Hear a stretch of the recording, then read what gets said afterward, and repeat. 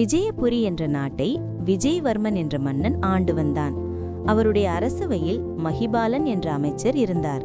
நகைச்சுவை உணர்வும் புத்தி கூர்மையும் நிறைந்திருந்த அவர் சமயத்திற்கேற்றபடி பேசும் ஆற்றலும் பெற்றிருந்தார்.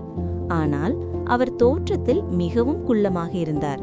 ஒரு சமயம் மன்னன் விஜயவர்மன் அவரை பக்கத்து நாட்டிற்கு தூதராக அனுப்பினார். அந்த நாட்டு அரசன் பிறர் மனம் புண்படும்படி பேசுவதில் விருப்பமுடையவனாக இருந்தான். அதில் அவனுக்கு ஒரு மகிழ்ச்சி. தூதுவராக வந்த அமைச்சர் மகிபாலன் குள்ளனாக இருப்பதை பார்த்த அவனுக்கு மகிழ்ச்சி தாங்கவில்லை. உடனே அவன் அமைச்சரை பார்த்து, தூதுவனாக அனுப்ப உன்னைவிட சிறந்த ஆள் கிடைக்கவில்லையா? இவ்வளவு குள்ளமாக இருக்கும் உன்னை போய் தூதராக அனுப்பியிருக்கிறாரே உங்கள் மன்னர் என்று கேலியாக கேட்டான். இந்த பேச்சை கேட்ட அமைச்சர் மகிபாலனுக்கு கோபம் தலைக்கேறியது. தான் இருக்கும் சூழ்நிலையை அழிந்து கோபத்தை அடக்கிக் கொண்டார்.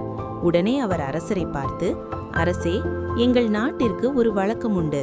அந்த வழக்கத்திற்கு ஏற்ப என்னை இங்கே தூதுவனாக அனுப்பியுள்ளார்கள் என்றார். உங்கள் நாட்டு வழக்கம்தான் என்ன என்று குத்தலாக கேட்டான் அரசன். உடனே அமைச்சர் பின்வருமாறு பதிலளித்தார். அரசே, ஒவ்வொரு நாட்டின் இயல்புகளுக்கு ஏற்றபடியே தூதர்களை அனுப்புவது எங்கள் மன்னரின் வழக்கம். அறிவு உள்ள அரசர் ஆளும் நாட்டிற்கு அறிவு உள்ள தூதர்களை அனுப்புவார். முட்டாளான அரசர் ஆளும் நாட்டிற்கு முட்டாளை அனுப்புவார். எங்கள் நாட்டிலேயே வடிகட்டிய பெரிய முட்டாள் நான் தான். அதனால்தான் என்னை இந்த நாட்டுக்கு தூதனாக அனுப்பியுள்ளார் என்றார்.